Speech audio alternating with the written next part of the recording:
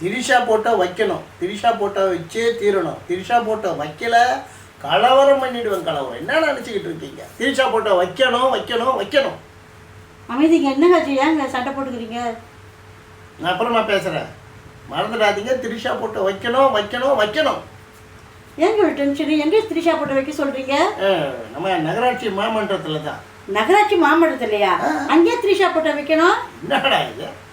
MGR photo வைக்கிறாங்க, கலைஞர் photo வைக்கிறாங்க, Stalin photo வைக்கிறாங்க, ஜெயலலிதா அம்மா போட்டோ வைக்கிறாங்க, எடப்பாடி பழனிசாமி போட்டோ வைக்கிறாங்க, இப்போ முதல்வரான ஜோசப் விஜய் போட்டோ வைக்கிறாங்க.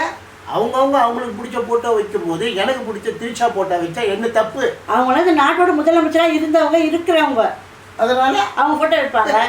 மகாத்மா காந்தி எந்த மாநிலத்தில் முதலமைச்சராக இருந்தார், இல்லை வார்டு கவுன்சிலராக எங்கே இருந்தார்? அவர் போட்டோ வைக்கல எல்லா இடத்துலையும். எங்க மகாத்மா காந்தி நம்ம நாட்டின் தேச தந்தை, அவர் எல்லாருக்கும் பிடிக்கும். எனக்கு திரிஷாவை பிடிக்கும், அதனால திரிஷா போட்டோ வையுங்கன்ற. என்னை விட நம்ம நாட்டில் இப்போ ஆண்டுகிட்டு இருக்க சிஎம்க்கு ரொம்ப பிடிக்கும். அதாவது அவருடைய பிறந்த நாளுக்கு யாரும் கேக்கு கொடுத்தாங்க, கேட்க வெட்டவே இல்லையே. ஆனால் திரிஷா கொடுத்த உடனே கேட்க வெட்டினார். ஏன்னா அவருக்கு திரிஷாவை பிடிக்கும், அவருக்கே பிடிச்சிருக்கு, எனக்கும் பிடிச்சிருக்கு. அதனால் அவங்க போட்டோ வைக்கணும். திரிஷா போட்டோ வைக்கல கலவரம் நடக்கும். நல்லா பைத்தியம் பிடிச்சிக்கிது, நல்லா கலவரம் நடக்கும். இதெல்லாம் ஓட்டு போட்டு கவுன்சிலர் ஜெயிக்க வச்சது ஜனங்க, அதுக்குள்ள சொல்லணும். சொல்லிட்டேன் திரிஷா போட்டோ வைக்கணும், திரிஷா போட்டோ வைக்கணும்.